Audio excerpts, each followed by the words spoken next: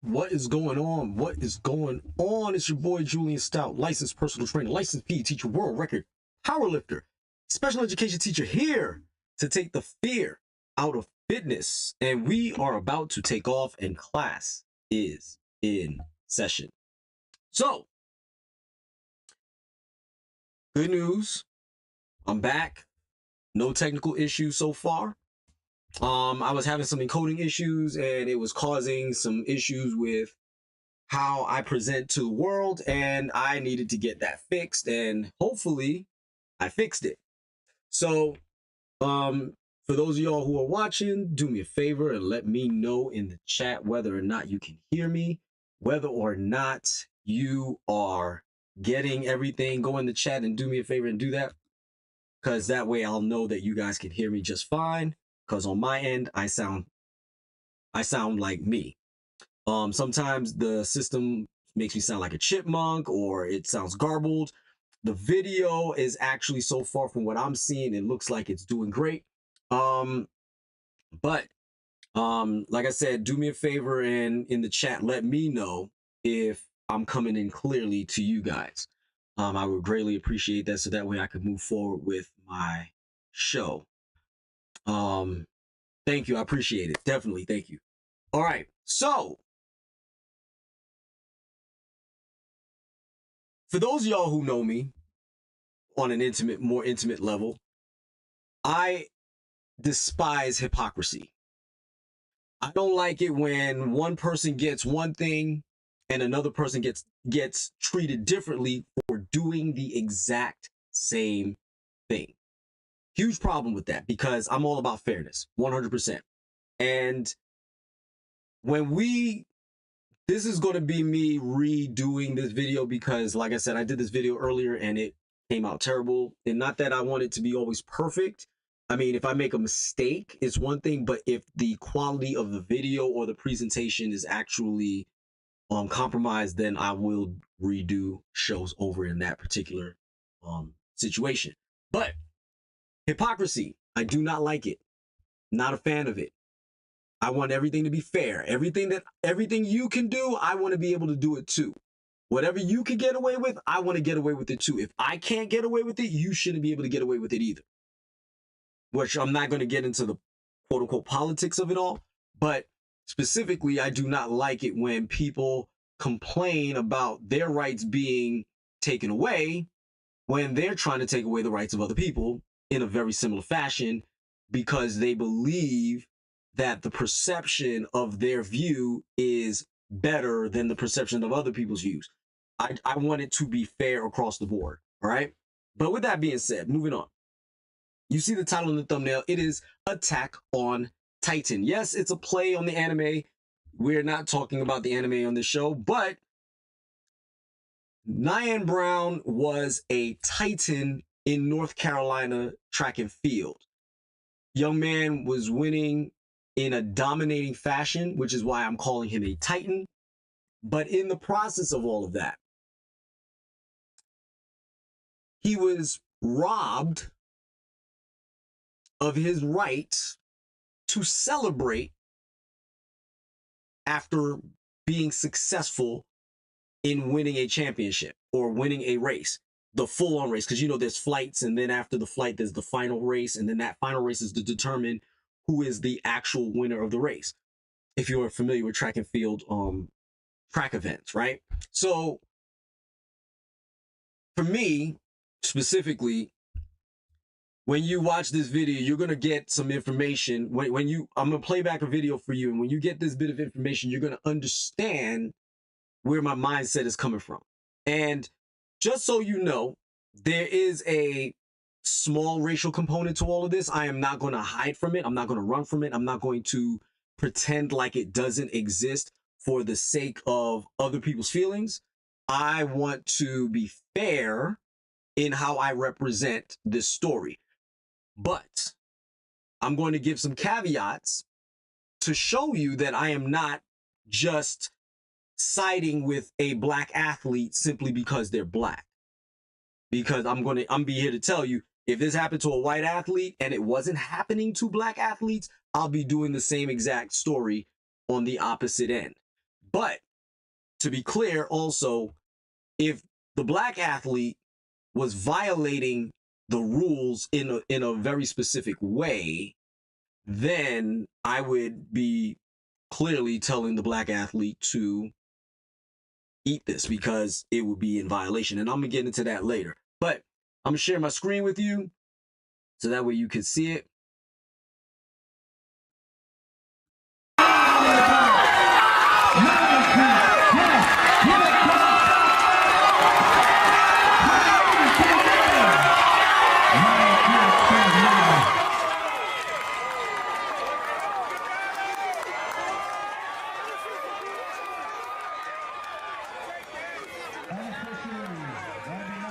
This is terrible. Nyan Brown ran his race, won, and was DQ'd because of how he celebrated. Thing is, 35 seconds for Nyan Brown.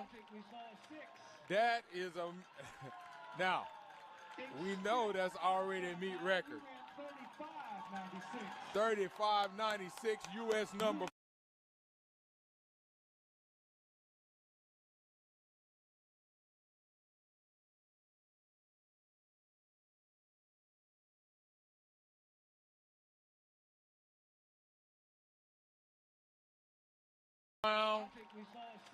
That is a... Now, we know that's already a meet record. 35.96, U.S. number 5 for Nyan Brown. dude is a competitor. And if you don't like him celebrating, just beat him.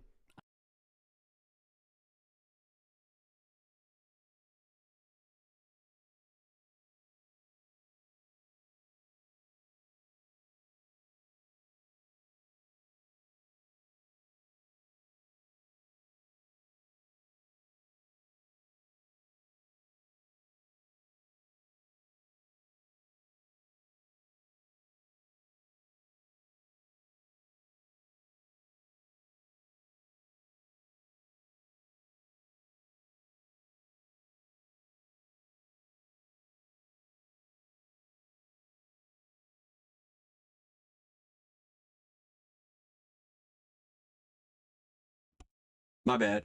That's me. Okay. Who did you question? Who was he celebrating towards? Was he celebrating towards his competitors? Was he flexing for the camera and the videographers? Which one was he celebrating for? Because I'm here to tell you, based on the rules, you're not to taunt your opponents. Taunting your opponents is what gets you DQ'd or gets you a warning, right? For those of y'all who don't know, I'm a level 1 track and field coach as well. Level 1. Nothing great. I'm not at the highest level of track and field, but you know, that's in the future. That's later on in the world. But, and I'm talking about USA track and field, by the way. I'm not talking about some rinky-dink track and field stuff. Level 1. Okay. You get DQ'd for taunting your opponent. You don't get DQ'd for celebration, as you will see here in the next few moments. I'm going to continue to play this video. Watching this, and all I can think of is the double standard at play here. There are plenty of white athletes who competed, ran hard, and celebrated. Look at the celebration. I want you to look at their celebration. Their celebration, young man has his hand up. He's got the OTC symbol up, you know, the one tribal chief celebration, right? The other young man has the Usain Bolt celebration. Because if you remember when Usain Bolt won the Olympics, he high stepped, beat his chest, and put his hands out in wide open, not cutting off any of his competitors from being able to pass him. He ran such a dominating race, like it looks like this young man here on the right in the green tank top is clearly dominating the field, right? I don't have any issues with them celebrating. Just so you know, I have no issues with these two young men celebrating in the fashion they're celebrating it. And I am talking about both as a competitor and as somebody who coaches athletes. I don't have any issues with the celebration, because guess what? If it was my athlete, I want them to celebrate, especially for those of y'all who are not athletic. The sheer amount of work, time, and effort one puts in to winning, to earning the win, not cheating, but earning that win. When you actually win, I think you have earned the right to celebrate that win. When I broke a 6-year world record in powerlifting, several 6-year records in powerlifting, mind you, they stood for 6 years or almost 7 years when I broke it. I busted my ass to be able to do what I did, not once, but twice. And for me personally, when I won, when I broke the record for the deadlift, it's on YouTube somewhere, I screamed yes, pumped my fist, and got off the stage. You didn't see me taunting other competitors. Actually, I was high-fiving competitors, because technically speaking, I wasn't even in competition with the people there. They were in a different weight class than I was in. I was competing not only against myself, but against the record. I wasn't competing against other individuals there. There was nobody in my weight class at that competition at that time. So who would I have been taunting? When I celebrated, who would I have been taunting? The crowd, who was in support of me, who, when they saw what I was doing and when they heard that I was breaking a world record or attempting to break a world record, you think I'm taunting the people that are cheering for me? That's stupid. That'll be asinine and disrespectful and totally uncalled for. And before anybody says anything about the demographics of the people that were there, most of them were white. Just so you know. So I'm not making this completely a racial issue.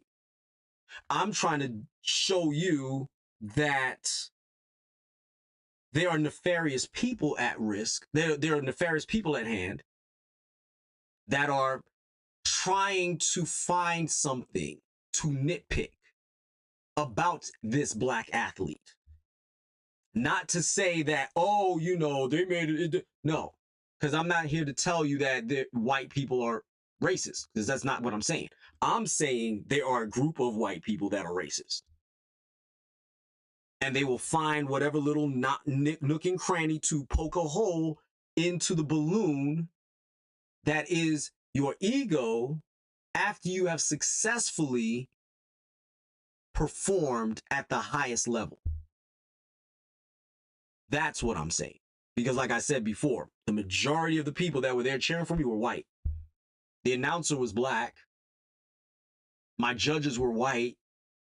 They could have easily popped my balloon and said I didn't do something right. As a matter of fact, they flagged me on one of the lifts and they yelled to me, "Your foot slipped." They didn't turn around and would like just gave me the missing white light.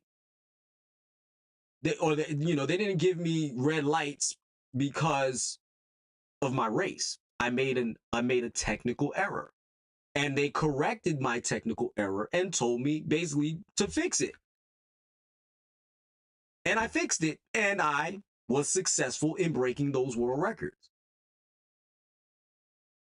So I'm not just speaking from a standpoint of, oh, this, that, the other, or somebody has no idea what it's like to work their behind off to be successful at something. I'm here to tell you, I do know what it's like. Not only from a competitive standpoint, but from a coaching standpoint. I've coached individuals to powerlift and break records. Done that too. Okay?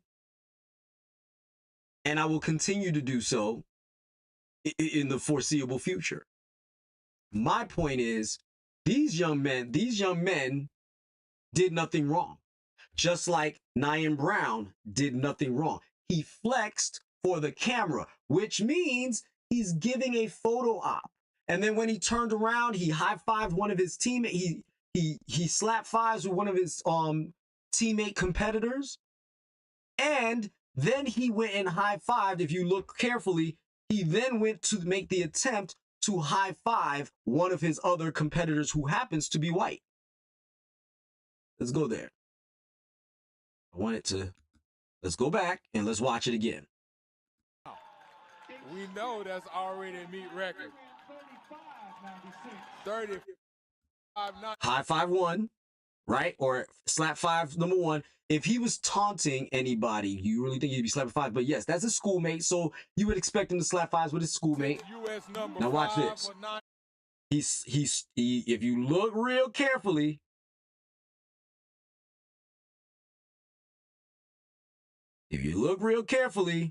US number 5. He then, look right here.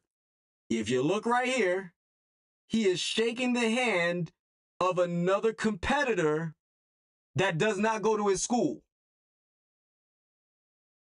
So, and they cut him off from here, so you don't know how many other people he celebrated with, including the white athletes. It looks like the other white athlete is approaching him.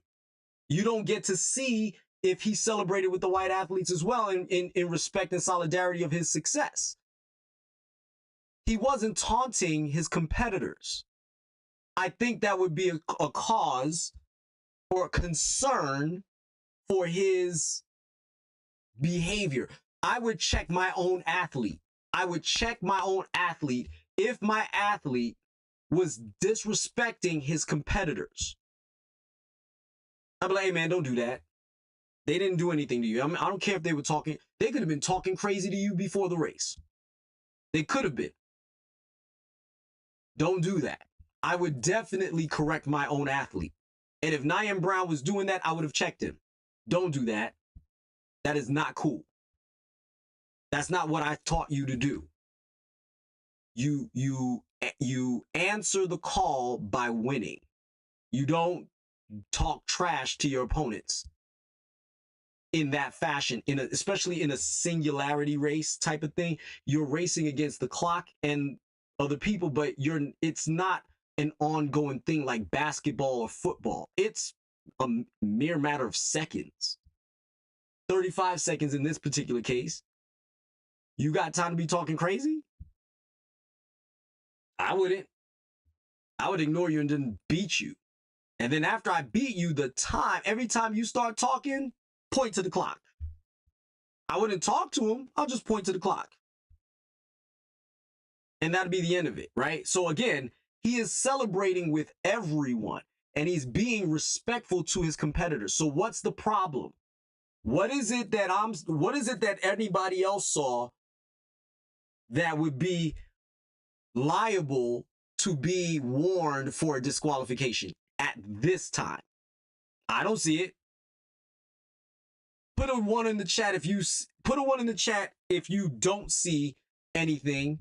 Put a 2 in the chat if you saw something. And if you do see something, please, after you put the 2, please explain to me what you saw that was disrespectful. I really do want to have a conversation with those of you who think it is disrespectful.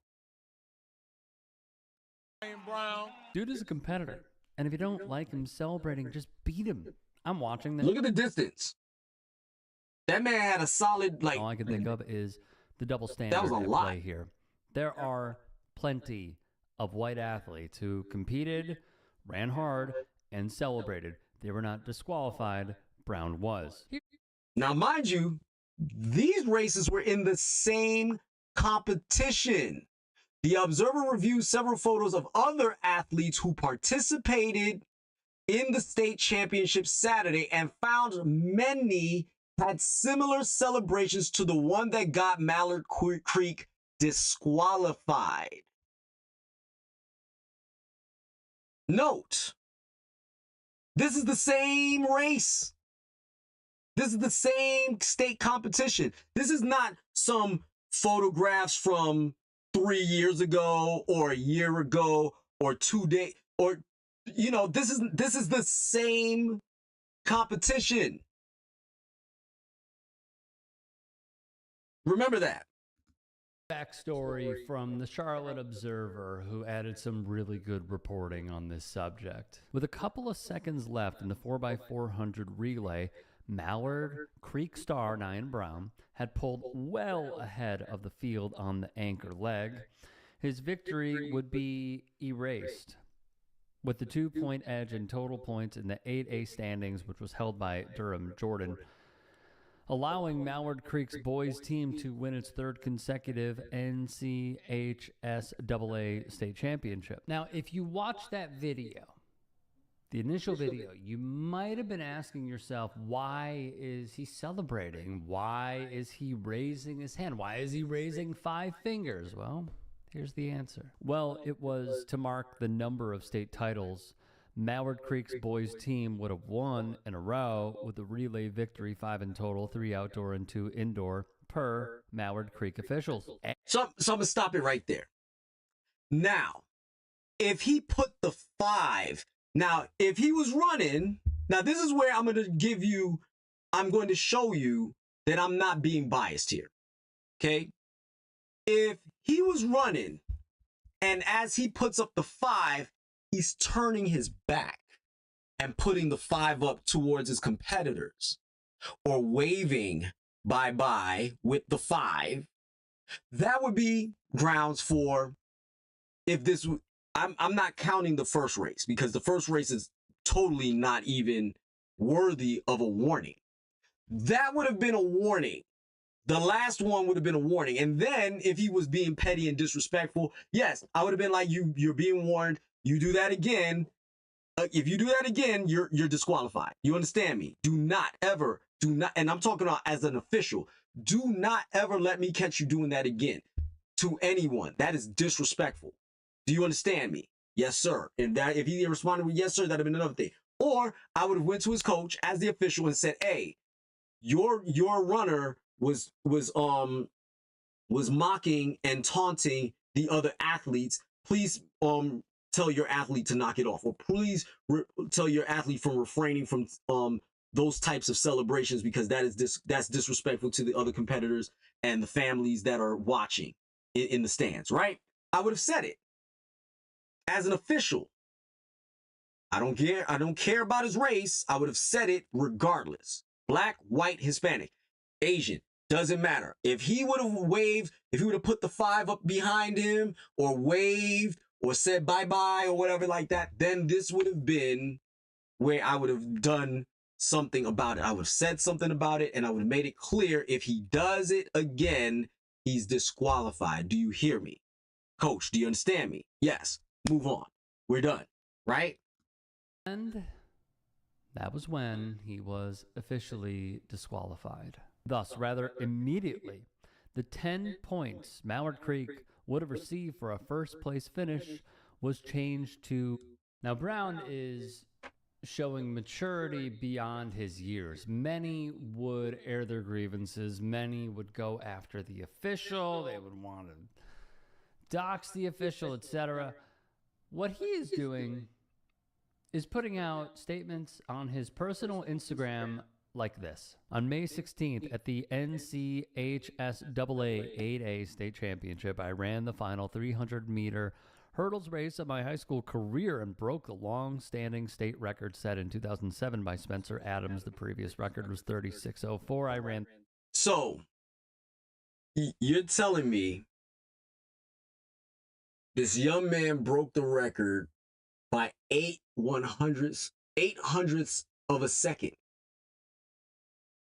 8/100ths of a second. He broke the record by 8/100ths of a second. And you didn't think he should have gotten hype and flexed and screamed in celebration of what he just did? Again, wasn't taunting anybody. He was celebrating his success. The record is 19 years old. 19-year-old record. I broke a 7-year-old record. And I was, pumping my fists. You think? And yelling yes at the top of my lungs. You think I wouldn't have done that on a 19-year record? I've held the record now. I've had the record now for 9 years. I broke it again 4.5 years ago. I broke my own record 4.5 years ago, so technically the record is now 4.5 years old, but I, Julien Stoutt, has had the record for 9 years.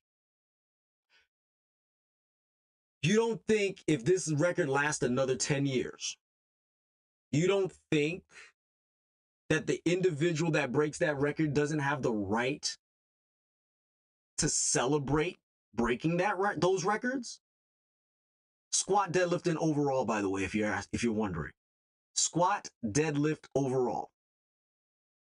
You don't think that individual doesn't have the right to... I don't care if he broke one of those records. One of the 3 records that I'm in possession of.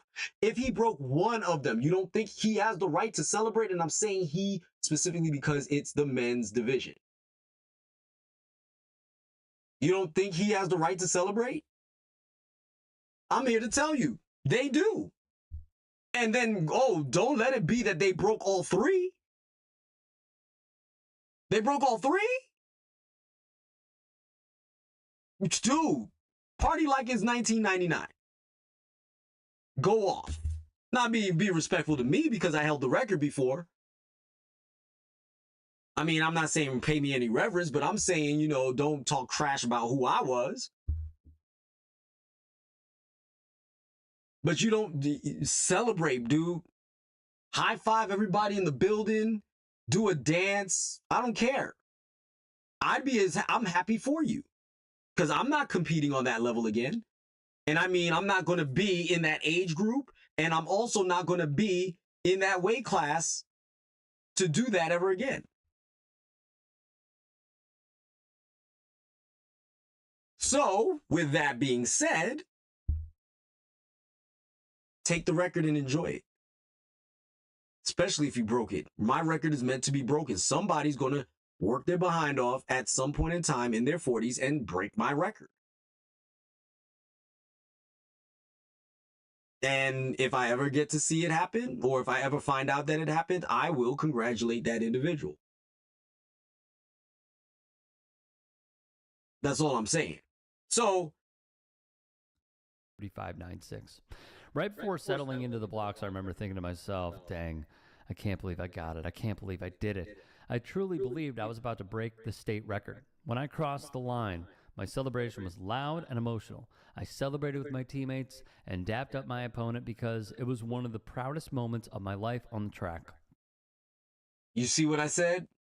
He celebrated. So I observed this properly.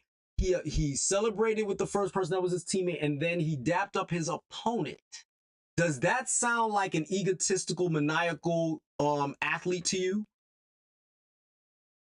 Does that sound like an egotistical, maniacal athlete to you? Disrespectful athlete to you? He dapped up his opponent. You don't dap up your competition if you felt they weren't worthy of respect.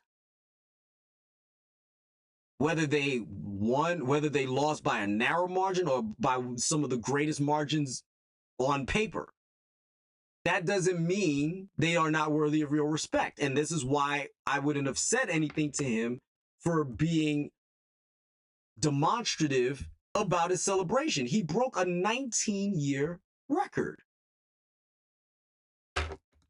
Moment later went viral, along with footage of me raising my hand as the anchor of the 4x400 relay. That relay mattered deeply to me because a win would have secured our team's 5th consecutive state championship. I wanted that for my teammates more than anything. They worked incredibly hard for every point this season, and we had seniors on this team who had never experienced winning a state championship. To my teammates, y'all are my brothers, and I could not be more grateful to compete alongside you. I also want to thank my coaches, competitors, and everyone who has supported me throughout my career. Anyone who has competed against me over the last 9 years knows that I've always competed with respect for the sport and respect for my opponents. I would never intentionally taunt another athlete.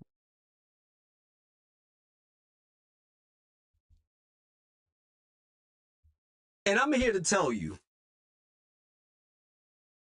those runners, those track stars and track athletes in that state, in that city that he runs in, you can't tell me they don't know who he is. And they know the character of the individual. And I'm here to tell you, they would be literally on here going, aha. You know what I'm saying? Think about it.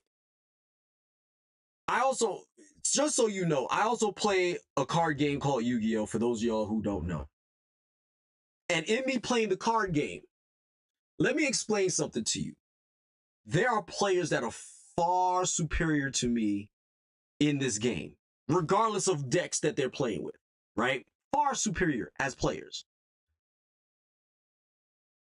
When I lose to them, I shake their hands or I give them fist bumps, regardless of how bad I wanted to beat them.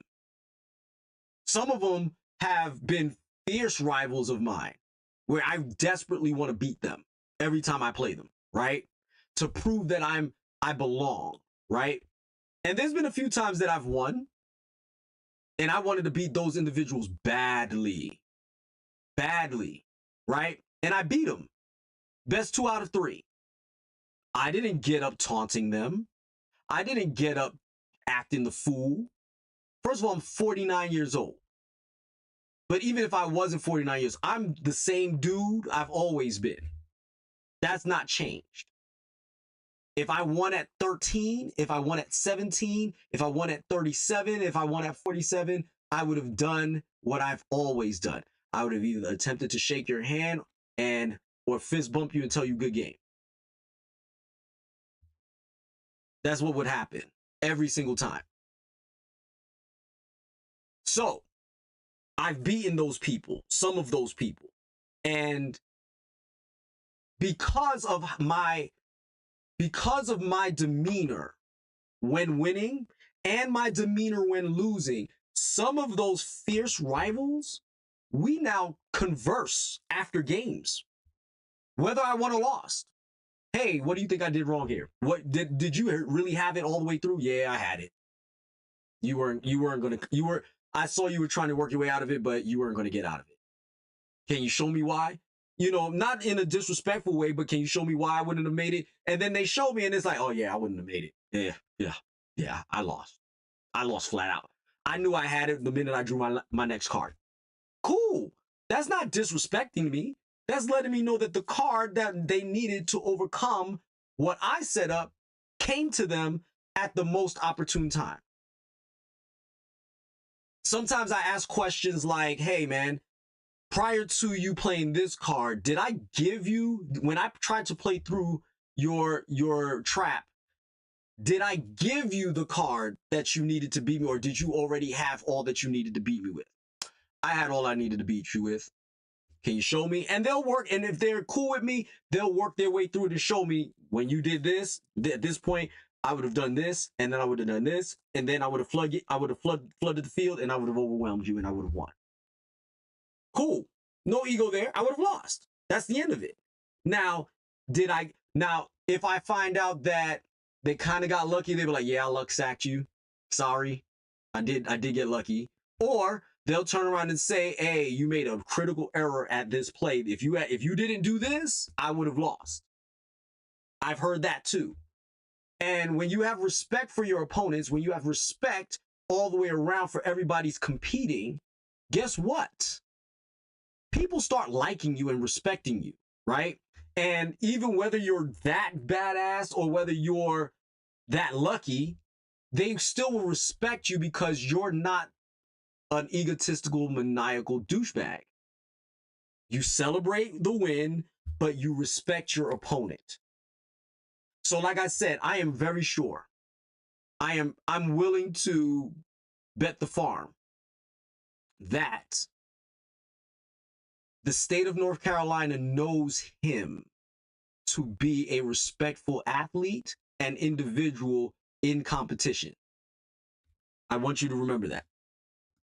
I am disappointed in the final decision. I believe this moment creates an opportunity for a larger conversation within track and field about allowing young athletes to celebrate major accomplishments. Celebration is a part of sports, especially at championship events. Throughout the week, athletes across classifications celebrated their victories in many different ways, many of which are publicly available online.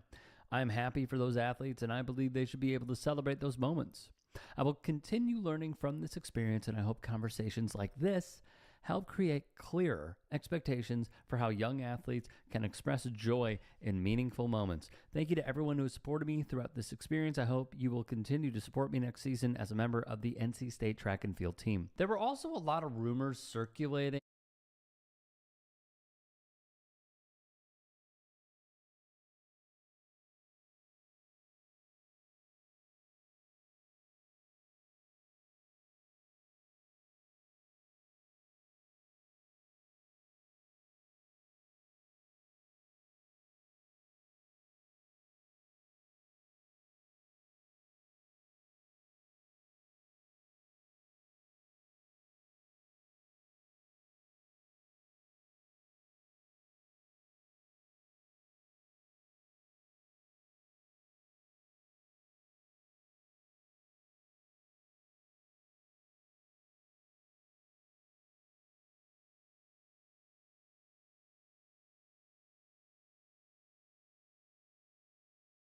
Sorry, my bad.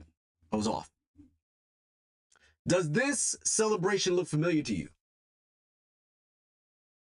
If you're still in the chat, does this celebration look familiar to you?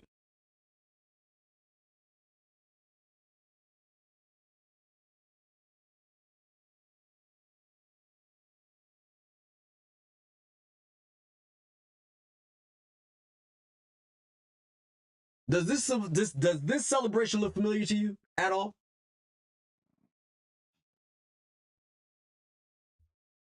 Because it looks familiar to me.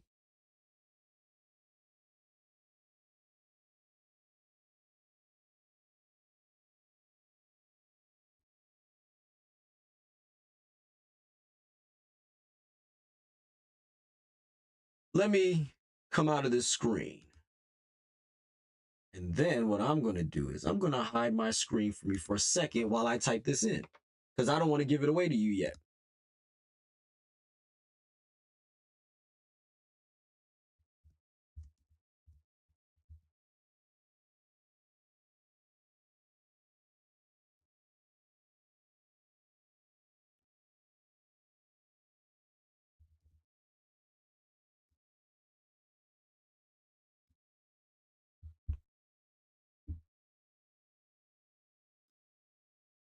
Does that look familiar to you now?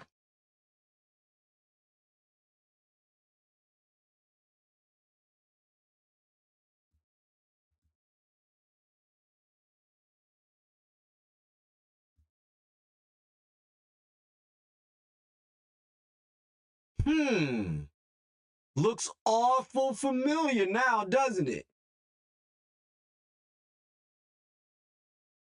Now, this is where I'm going to start tying things together.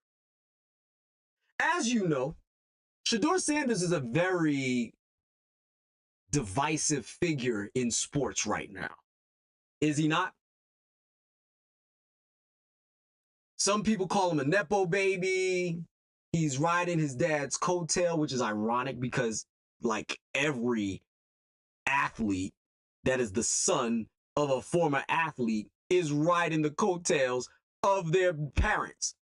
Jalen Brunson, LeBron James Jr., Domantas Sabonis,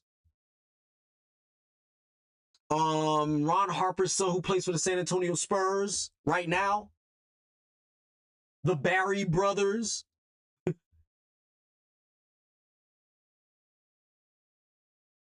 John and what's the other Barrys? Brent Barry. John and Brent Barry are sons of Rick Barry and an NBA legend, right? How many NFL players are children of former NFL players? The Sanders, right? You know, Shiloh and Shedeur are and were drafted or signed by NFL teams, being the child of Deion Sanders. He was slated to go in the top 10 in the draft. All of a sudden, he's in the 5th round. For what?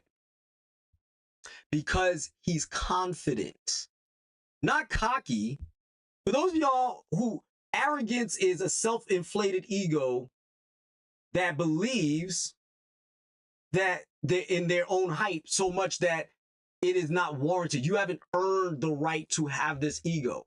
So, like, for instance, if I were to walk around acting like I was the greatest athlete on the planet because I did powerlifting and I broke some world records, I mean, I could say that and tell the truth about it, but I'm nowhere near, you know, Eddie Hall when it comes to strength in terms of what he actually has lifted. I forget the woman's name. Oh my God, she's a monster too. But I haven't lifted that type of weight. Are you kidding me? So if I was to walk around Eddie Hall and beat my chest like, you know, I'm stronger than you, right? No, I'm not. Eddie Hall would laugh at me. Giggle like a schoolgirl. Thor Thornton would be another one to giggle like a schoolgirl at me if I turn around and try to talk trash to him like as if I'm stronger than him. That would be arrogant. But to be confident in the fact that I've broken world records in powerlifting, to be confident in my ability to be strong, to be confident in my ability to perform at the level that I need to perform at to be successful in the sport is a different story. That is not arrogance. That's confidence. Because I've put the work in. And correct me if I'm wrong, I think Shedeur Sanders has put the work in. He didn't just get on a football team with his dad and then, you know, and he just happened to get drafted because his dad played. No, he had to show you he was capable. If I'm not mistaken, he was one of the most accurate quarterbacks in the league that year. In his final year of his college career, he was one of the most accurate quarterbacks in the draft.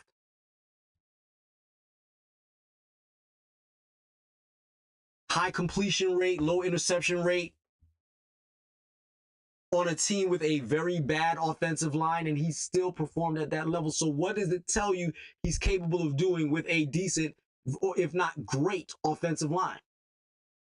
It suggests that give him a good offensive line, that man's going to do great things in the league, right? So him being confident in his ability by saying that his career will be legendary. He did not say, I am legendary. He said my career will be legendary, which suggests that he's going to put in the work, put in the time, and perform at a very high level. He is putting that pressure on himself to back up his claim that his career will be legendary. He didn't say, I am legendary. Now, that would be egotistical. Again, I'm going to let you know what I would have interpreted as egotistical, maniacal, and douchey. I am legendary. Boy, you haven't. First of all, I already know Deion Sanders wouldn't even let him say something that freaking stupid, because he'd be like, boy, you haven't even wiped your behind yet in the league. What makes you think you're legendary already? Because I'm here? Don't ever do that again. He would, I'm sure Deion Sanders would have apologized about his son's demeanor and behavior if he had even emitted those words out of his mouth, that I am legendary.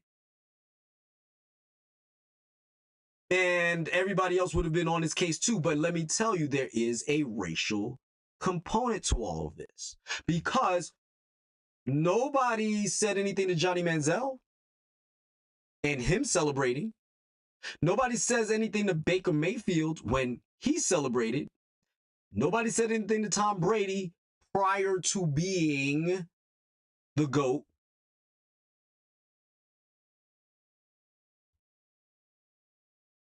When he celebrated. Nobody said anything to Phillip Rivers when he celebrated. Nobody said anything to the great Eli Manning when he celebrated. But Shedeur Sanders holds his arm up. And the reason why he held his arm up, I just want to let you remember why he held his arm up, right? Because somebody was talking trash to him after a win of a game, and he held up, he was wearing a watch, a very expensive watch, and he held it up because somebody was hating on the fact that he was wearing the watch. And then it went viral. And clearly, if you have any sense of marketing, if you have any sense of, lightning in the bottle, you see that's sell. And here's the thing that kills me, right? And when I'm making this a racial component of all of this, it's not like white kids don't do the celebration too. And I'm talking about the Shedeur Sanders celebration. It's their parents that don't like it because they're emulating the confidence of a black man. They're emulating the confidence of a black man, and they don't like their young children emulating the likeness of a confident black man. Not saying the kids are racist. Not suggesting that at all. I'm suggesting the parents are. If you remember my Shedeur Sanders video, if you ever happen to watch that, if you remember that video, there was a guy who was complaining that Shedeur Sanders is working too hard, that his arm is sore. Working too hard. Then they try to lie on the man and say that, oh, he's not in the film room studying. There's pictures of him in the film room studying. They try to say he doesn't know the playbook. He knew the playbook. They tried to criticize him in his first, not even start, his first appearance on the field when the starting quarterback was wetting the bed. And then critiqued him as though he has no chemistry, he has no understanding of how the plays are going to work, when he hadn't taken a solitary snap with the first string team. They didn't know his cadences. The team didn't know his cadences. Not, I didn't know how to make a call, or I don't know how to call a play, or I don't know how to run the play. The team didn't know his cadence call. Whose fault is that? I'll wait. Whose fault is it that the team that he plays with doesn't know his cadence call. Sounds like the coach's problem to me. Right? So now all of a sudden these racist people have a problem with, because they feel it's a sign of disrespect. So moving back to Mr. Brown, they looked at this, felt some type of way. They looked at this, felt some type of way about it, and DQ'd him for it. Because they thought it was an essential middle finger to the competition.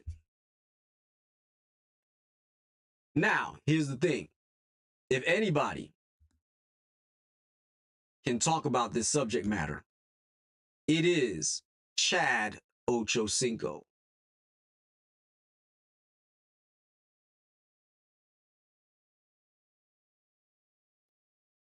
Tell me what you think.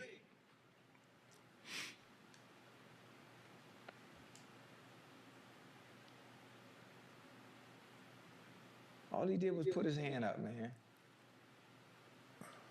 And they disqualified him? For the Shador, yeah. Why? Notice who Chad Johnson said he was doing. Even Chad Johnson said he's doing the Shador. He really wasn't. Shador's with a fist, holding up your watch. He had his hand open. I would even more said that that was an infinity gauntlet celebration, that he deleted the competition. I would have went and assumed it was that before I would have assumed it was the Shador Sanders. But it does look similar. I would have given it the infinity gauntlet. I wiped out half of the competition. That's what I would have said it was. But even then, did I win? And did I win in such a convincing fashion that I literally obliterated the competition? I think I did. So even if I wanted to play Thanos, so what? Beat me. I didn't diss you. I celebrated my dominance. Hold on. According to the NorthCarolinaRunners.com, earlier in that day, Nyan Brown set the 300-meter hurdle state record.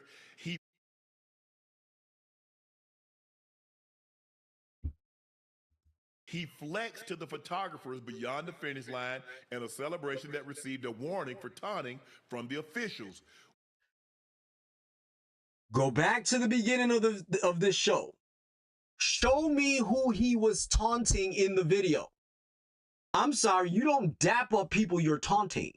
You don't dap up people you just dominated if you think that you're superior to them in every way, that you feel that you have the right to taunt them. This is where, again, the interpretation of one's actions is being magnified to such a degree where it is not even called for. He shouted because he broke a 19-year record and flexed towards the photographers. He didn't turn to a competitor and flexed at them. And even if he did, that flex could have been, I did it. Yeah.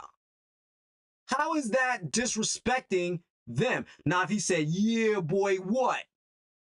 You can't see me. Now, yes, I would agree. That is taunting. Or if he even did this. As a matter of fact, let's bring that up. I'm sorry. Didn't Caitlin Clark taunt South Carolina before eventually losing to Angel Reese and LSU? Didn't she do that?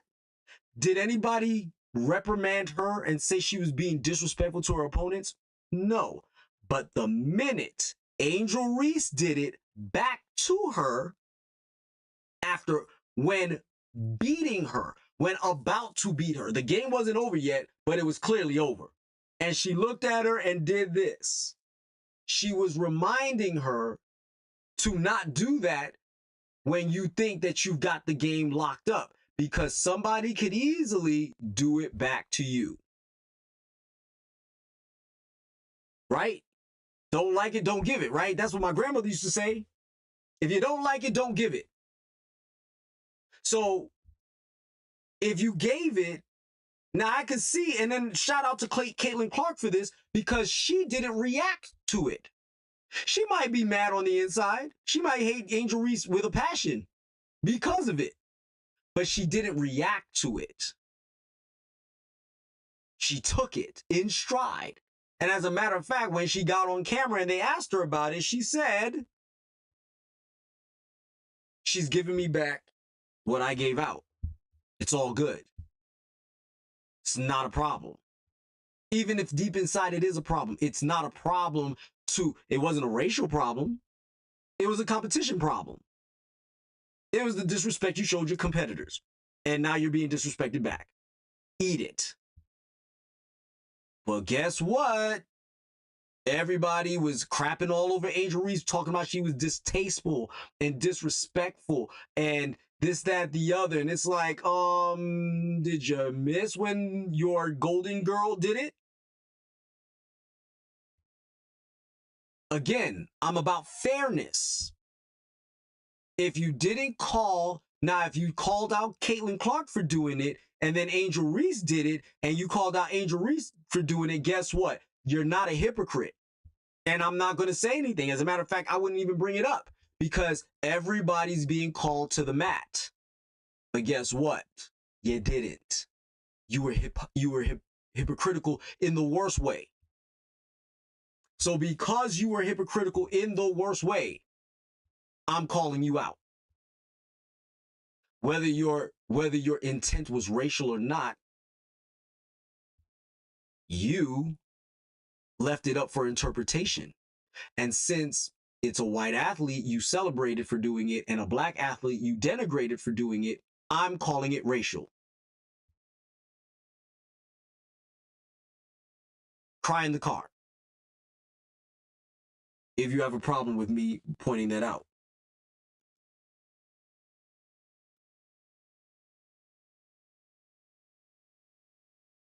Now, Chad Ochocinco is a unique figure in all of this because, or Chad Johnson. Chad Johnson is unique in this because Chad Johnson celebrated all the time. And I want to get to that part in this video where he talks about celebrating. With his hand going, Did a bye-bye or something to him, but operations out? oh yeah, you're not supposed to be able to do that. Because I mean, I almost got us disqualified doing that because I put the baton in somebody's face. Yeah, you can't do that, Joe. I can see if the man looked to the man he racing against and did a bye-bye or something to him, but I did that. Come on, fella. I did what you said, Ocho. And the guy had the lead. I went and got him. He had like a 15-yard lead on me. I went and got him. And got him out. Put the baton in his face, and I told you I'm the baddest shark. And took off again. And my coach comes and said, "Sucker, you get us disqualified. Don't ever do that again." Mm-hmm. Notice. This is the perfect pair for your iPhone, and it replaces 3 different chargers. I'm not celebrating that. Sorry. Hey Joe, you can't show no personality. So I want you to hear what he's about to say. But what Shannon Sharp described, and did you hear what he said? When Shannon Sharp described what he did, I would have taken it as disrespect. As his coach, as the official. And what did he say his coach said? Exactly what I said I would do. And I'm not saying that because he said this in the video. I have former students that would tell you I would have done it. I have former students that would have told you I would have chewed you out for doing something like that. Because that's not what that's what I taught you. I didn't teach you to go, showboating on your opponents. That's disrespectful. Celebrating is not showboating. I want you to understand the distinction. As a matter of fact, Usain Bolt technically showboated during the Olympics. He high-stepped to a world record, beating his chest the whole almost halfway down the field, and broke the world record. Still, that's what made that amazing. But even then, that's still disrespectful. To high step into the work records, that's, yeah. I'd feel some type of way about it. I would want to beat him. And I would work my behind off to beat him. If I could or not, that's a whole nother story. And I'm be here to tell you, if I work my behind off to beat Usain Bolt, and I beat him, whether it be by 10 meters, whether it be by a 100th of a second, you don't think I'm going off in celebration for beating Usain Bolt? Mr. High Stepper that high stepped on me last time we raced? You crazy. I'm celebrating all day, every day. But yet, express yourself the way you want to, like you do in basketball, like you do, you do in football. None of that. None of that. It's frowned upon in track. Why is that though?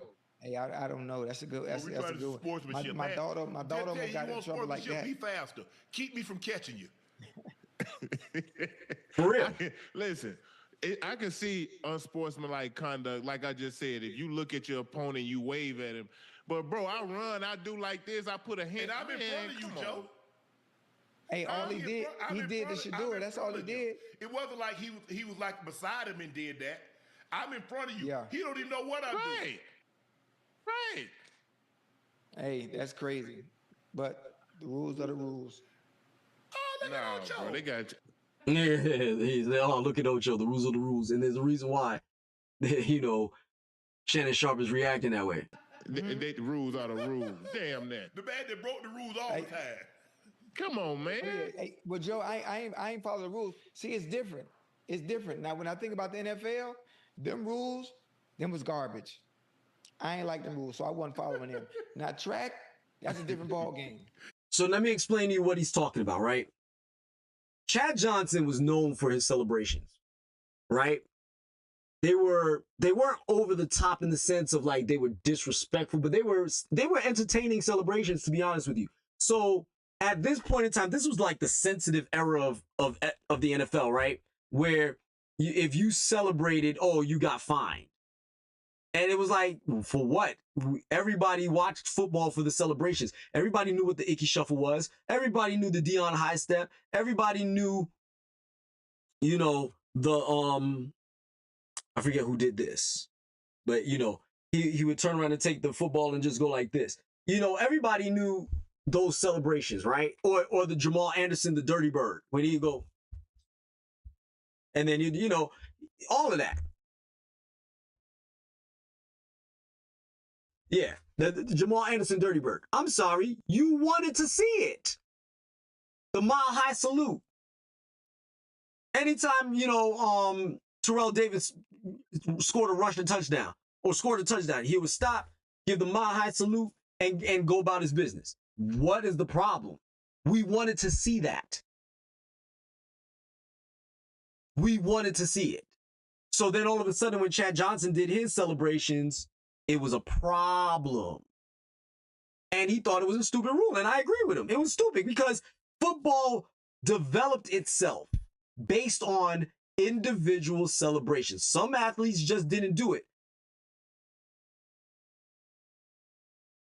Barry Sanders being one of them. Barry Sanders, every time he scored a touchdown, he'd just give it off to the referee and just keep it moving. Every time. All 110 of his touchdowns. Go watch them all. He handed the football off. Okay? And I don't have anything against that. I don't have anything against an athlete who doesn't celebrate, but I also don't have anything against an athlete who celebrates appropriately. Randy Moss took a dump in the end zone. I thought that was distasteful, especially when you're playing in the other player's stadium. I think that's real disrespectful.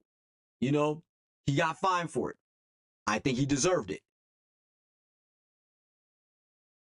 But Terrell Owens pulling out a Sharpie out of his sock and signing the football was disrespectful? No, sorry. Stop me from scoring if you don't want a fan to get an autograph from me wherever I go. whether it's at home or in another person's stadium. Stop me. Or the popcorn celebration, because he turned around and told the media, get your popcorn ready. I'm coming. And then when he ran and scored a couple of touchdowns, he ran into the stands and grabbed a bucket of popcorn and shoved it and funneled some of it in his mouth.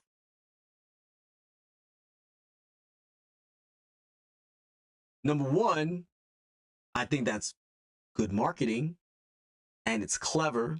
Number two, I'm pretty sure he paid for the kid or the person's popcorn. Got him another one and told the concession worker to get them another another box of popcorn. Something. What's the problem? I didn't crotch chop my opponent. I didn't stick up a middle finger. I didn't, put up guns at him. I didn't put up a 6-shooter at him. I just celebrated.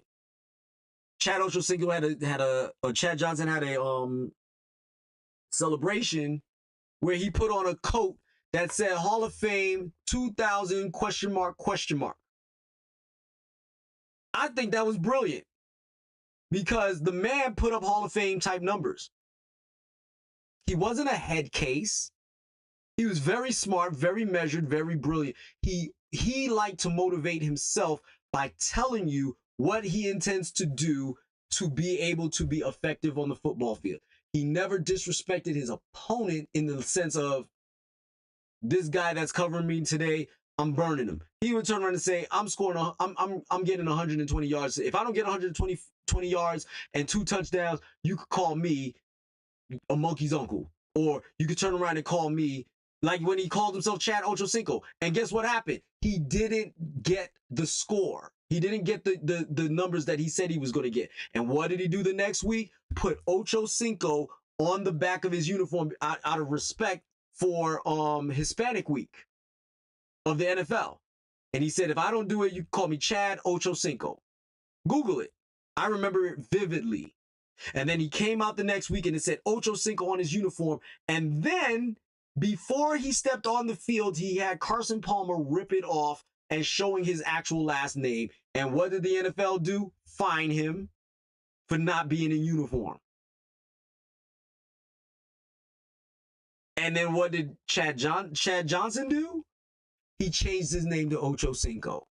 Now you got to watch me play with the name Ochocinco on my uniform now. Eat it. You can't find me now. Eat it. My legal name is Chad Ochocinco, which is not even 85 in Spanish, actually. It's 85, but it's not 85. I think it's 85. Correct me on my Spanish for those of y'all who speak Spanish, but I think it's 85. But anyway. This man, he was following the rules.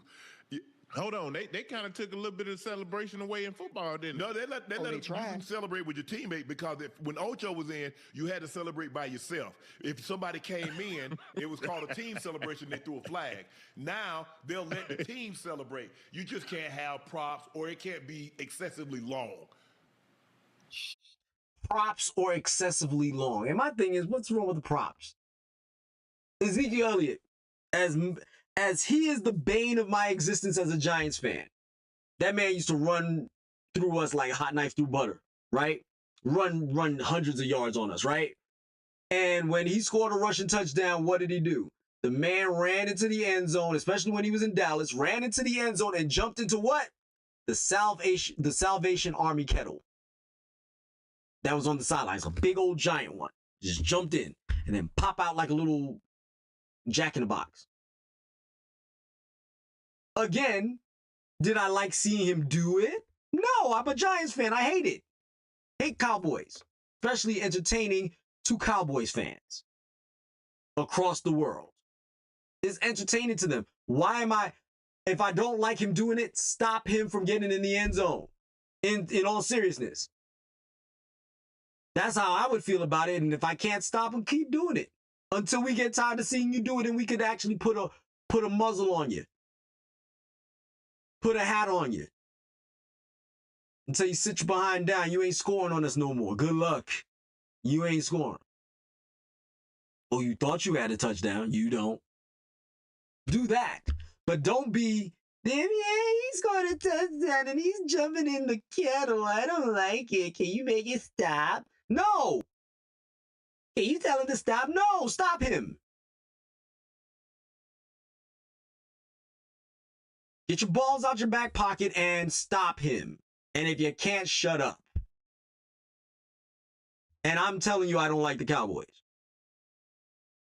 It's more the fans than the team, but still. I don't like, they're my rivals. I don't like them. So guess what? I don't want them to score, but I'm not going to sit there, yeah, can you stop it?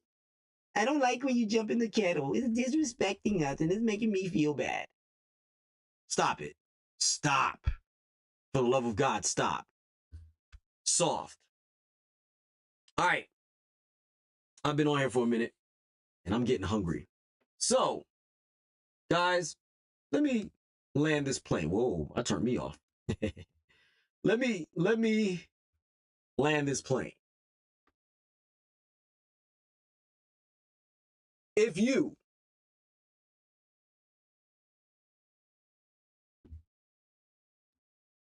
I don't know what's going on here. If you are somebody who, if you don't like when your competition celebrates, then get good, scrub. Get good.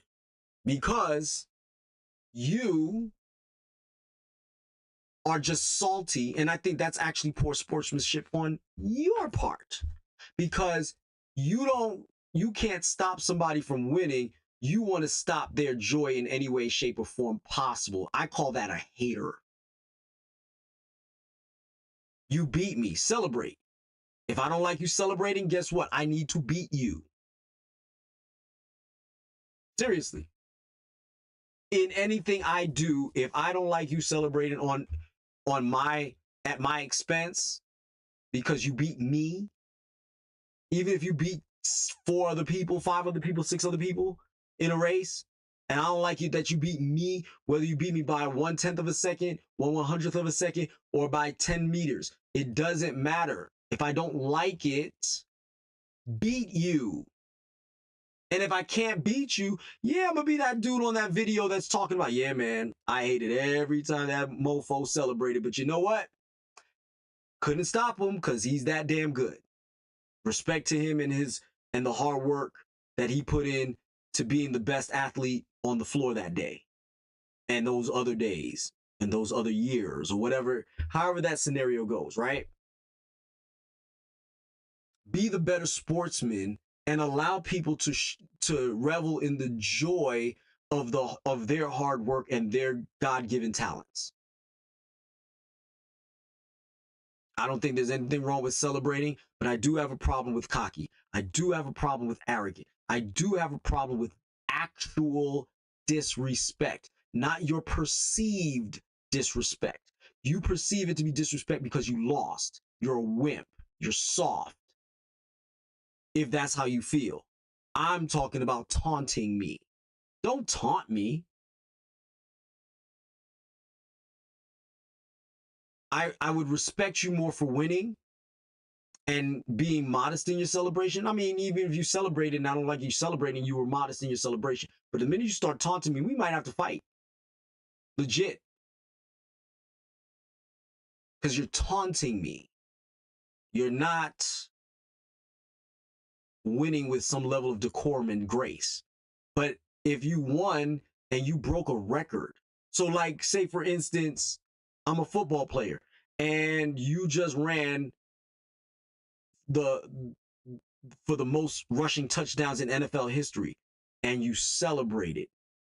I'm supposed to be mad because you celebrated that and I feel that's disrespectful? Well, guess what? You knew they were up for breaking that record against you. You didn't stop them. So guess what? It happened to you. It happened at your stadium or it happened to you at their stadium. It doesn't matter. You didn't stop them from getting the record. When LeBron James broke the world record, the NBA most points scored in record.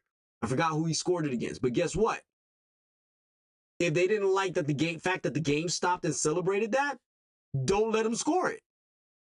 When Steph Curry did it to the Knicks a couple years ago, I wasn't feeling salty. I was actually happy for Steph Curry. Did I want him to do it to New York? No, even though everybody does it to New York because they wanted to be in New York at some point in time. And yes, Steph Curry wanted to play for New York. He was expecting to play for New York. But that's not the point.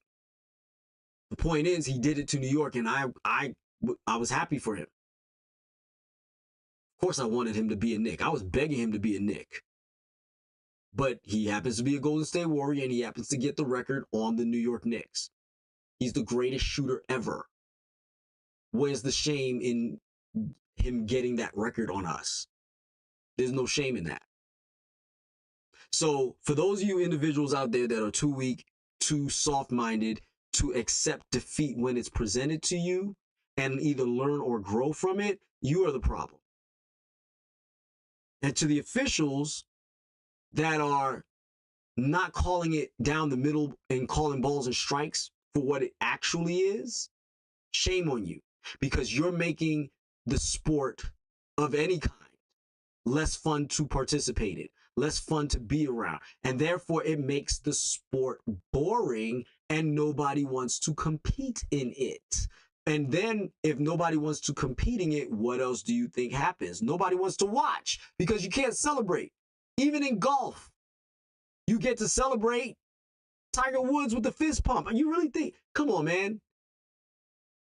Or the finger point. As a matter of fact, I'm sorry.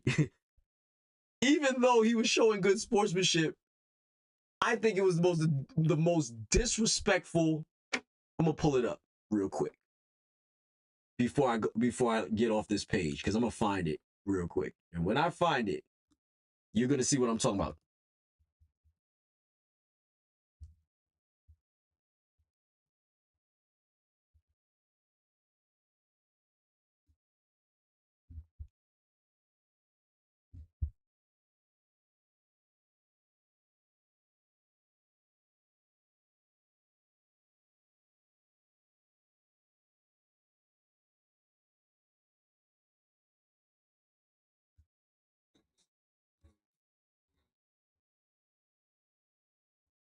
So I'm gonna pull this up real fast before I get off the air.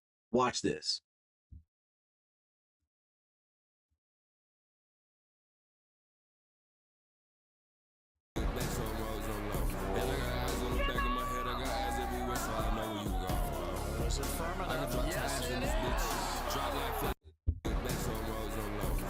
I think that's more disrespectful. Oh my God. That dude is a savage. But anyway, I think this is more disrespectful than putting your hand up. I really do. Because my man did a walk-off putt. He putted, ball still traveling, walks him to do is like, good game. Do you know how demoralizing that is? Do you know how, like, you're like, dude, I mean, yes, it's Tiger Woods, so you really won't feel that bad. But at the same time, dude, putt, ball rolling. He looks at it, after he hits it, ball's rolling, gets up, takes his hat off. Had enough time to take his hat off, walk up to the dude, shake his hand, ball still rolling, then goes in. And he's showing good sportsmanship in all honesty, but at the same time, there's a hint of disrespect there. Just a hint. Just a hint. But anyway, guys, I'm getting ready to head off. Thank God for a successful run this time because, like I told you, we've been having a little bit of technical difficulties. I will probably be on here tomorrow to clean up a couple other ones that didn't quite work out for me. And I'll be on here tomorrow and the day after to cover those. And I'm looking forward to you being on. I will actually probably do those. Let's see.